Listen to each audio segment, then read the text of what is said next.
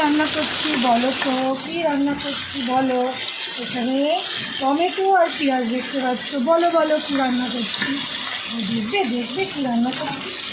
এই দেখো ঘুগনি বানাবো। দাঁড়াও, কড়াইতে তেল দিয়েছি, পেঁয়াজ দিয়েছি আর টমেটো দিয়েছি, আর একটু জিরে আর তেজপাতা ফোড়ন দিয়েছি। টমেটোটা একটু গলে গলে যায়, তারপর দিচ্ছি মশলা। হ্যাঁ, গুড মর্নিং এভরিওয়ান। এবার আমি দেখবো মশলায়, দেখো নুন দিলাম, হলুদ দিলাম পরিমাণ মতন দেবে। এবার দিলাম লঙ্কার গুঁড়ো, গুঁড়ো, চিনি। এটা তোমাদের ওপর, তোমরা দেবে কি দেবে না সম্পূর্ণ নির্ভর করছে তোমাদের ওপর, ব্যালেন্স।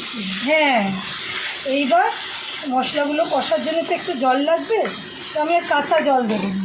আমি এখানে যে ঘুগনির জলটা আছে, এই যে মশলার জলটা, ঘুগনি সেদ্ধ জলটা, আমি এখানে এটা ইউজ করবো, বুঝলে বন্ধুরা?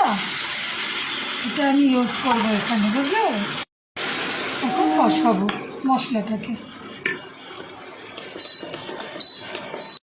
টমেটোগুলো না একটু সেদ্ধ হতে সময় লাগে, আর ততক্ষণে তোমার মশলাটাও কষা হয়ে যাবে।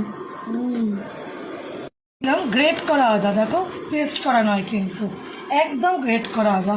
এরকম করে দেবে, আদার টেস্টটা খুব ভালো হয়।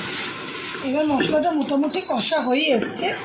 এবার আমি বাকিটা ঘুগনির সাথে এটাকে কষাবো, ঠিক আছে বন্ধুরা?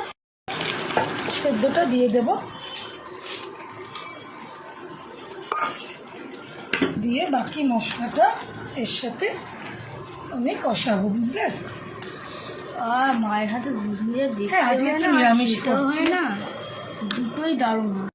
গরম মশলা হোমমেড মায়ের হাতে। হ্যাঁ বন্ধুরা জেনে গেছে, বন্ধুরা সব জানে। হ্যাঁ বন্ধুরা জেনে গেছে, আমার বন্ধুরা যারা ভিডিও দেখে তারা খুব ভালো করে জানে। দিয়ে এইবার একটু নেড়ে নেড়ে ফুটুক, আমি 10 মিনিট বাদে ফুটে গেলে আমি নামিয়ে ফেলবো। হ্যাঁ, টিফিনের জন্য বানালাম। খেতে হয় না, সত্যি দারুণ।